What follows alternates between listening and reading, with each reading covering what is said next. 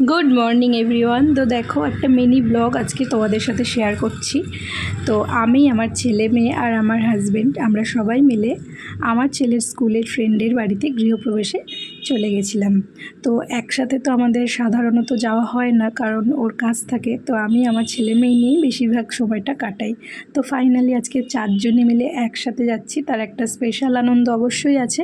তো দেখো আমরা এই কালারের জামা কাপড় পরেছিলাম যাতে ম্যাচ লাগে, একদম সুন্দর করে আমরা সেজে গুজে সবাই মিলে বেরিয়ে পড়েছি।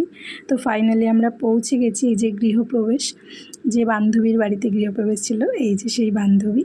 আর এখানে আমরা সমস্ত বাড়িটা ঘুরে ঘুরে দেখছিলাম। তারপরে অনেকটা বেলা হয়ে গেছিলো, প্রায় 4টে বেজে গেছিলো।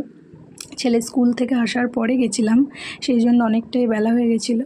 তো এখানে খাবারের প্রচণ্ড ভিড় ছিল, তাই জন্য আমরা একটু বসে ওয়েট করছিলাম। তারপর ফাইনালি আমরা খেতে বসেছি, তখন বাজে প্রায় 4:30।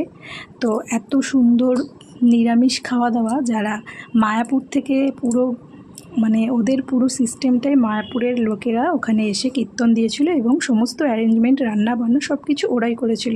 তো আমাদের প্রথমেই নান, পুরি, চানা মশলা, সাদা ভাত, ডাল, বেগুনি, তারপর হচ্ছে দই পটল, পোলাও, ধোঁকার ডালনা আর চিলি পনির দিয়েছিল।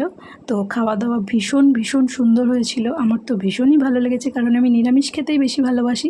তার সাথে চাটনি, পাঁপড় আর আমার প্রিয় পায়েস, আর তার সাথে ছিল পান্তুয়া আর রসগোল্লা। তো আমি পান্তুয়া খেয়েছি, কারণ আমি ভীষণভাবে মিষ্টি খেতে ভালোবাসি। তো সারা দিন আজকে আমরা ভীষণ মজা করেছি। আর এই যে দেখো আমার প্রিয় মিষ্টি। টাটা।